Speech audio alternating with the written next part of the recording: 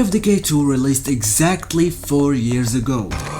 And in those 4 years, Undead Labs was determined to make the most improved game since launch the gaming world has ever seen. State of Decay 2 released on May 18th, 2018. To this Metacritic score and this OpenCritic score and those general critiques. It's a potent mixture for a while, until the combination of repetitive missions and annoying bugs eventually dulls the joy of squishing heads. To think that the original game was 5 years ago is insane, because State of Decay 2 is still very much the same. In fact, in subsequent reveals, I didn't really find tons of visual differences. These dynamics lead to grueling decisions, but despite the strong systems propping up State of Decay 2, a wide array of bugs, and a growing sense of dull repetition, gnaw away at what is otherwise a decent, if familiar, follow-up. Basically, the game was liked, but was held down by simplistic combat, lack of content, and bugs and glitches, and overall just being a broken ass game. It's also kind of looked, not good. So I'm here, 4 years later, to see if they fix those things. State of Decay 2 is an open-world survival game. Its main objective is building a community while surviving a zombie apocalypse. You have 4 legacy options that give you 4 different non-linear storylines. Fun fact, I played the campaign 6 times before realizing that there is more than one legacy that I can play through over and over and over again. Anyway, the 4 legacies are Warlord, Builder, Sheriff, and Trader. And based on what you pick, you could be you could play the entire campaign on multiple maps, single player or co-op, and you'll be building bases in those maps with your friends.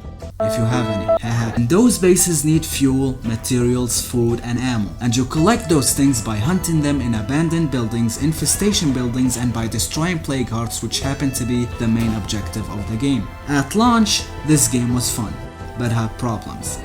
And now?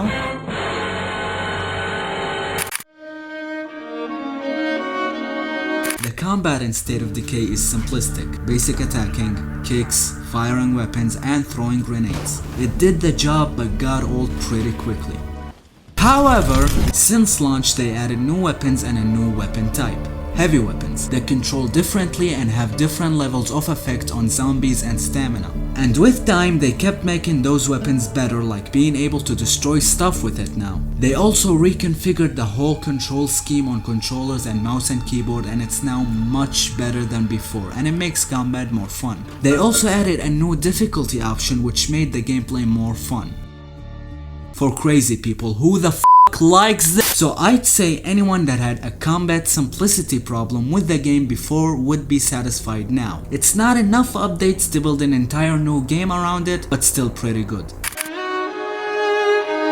The game only had 3 maps at launch, which wasn't enough. Also, no online mode, no customization for characters, and no actual linear story. First off, they added Daybreak, an online mode where a couple of players survive waves of increasingly harder to beat zombies. It's actually pretty good, especially since that it's based on a game that is a much more survival type, slower moving original experience. So you wouldn't expect those mechanics to handle an action multiplayer mode so well, yet it does. Now the game has customization for characters too. It's weird that this didn't exist on launch, because this is the type of game where you create a bond with the characters you're controlling, so not including that at launch kind of didn't make any sense. But it's okay because we have it now. The biggest non-performance related complaint people had with State of Decay 2 was the lack of a real story. So they added Heartland, a new game mode with a remastered State of Decay 1 map and a semi-linear story that was actually really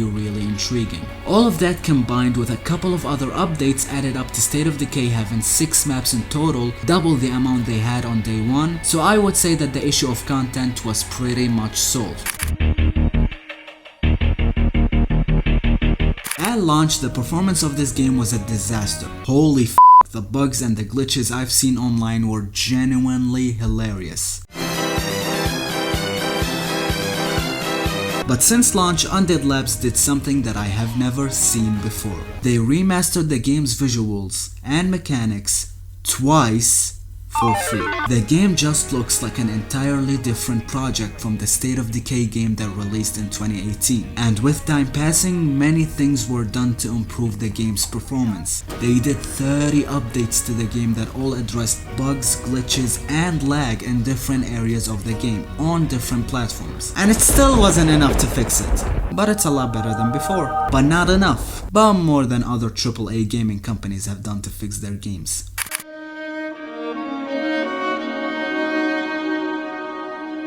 State of Decay 2 released broken and unfinished. No amount of updates ever excuse a company releasing a game at that state. But when they do, the best way to handle it is to be humble about it and try to fix everything you can find and maybe even make the game better and bigger than it was originally supposed to be. Undead Labs are a AA studio that showed more commitment to their games than some other AAA companies have not shown.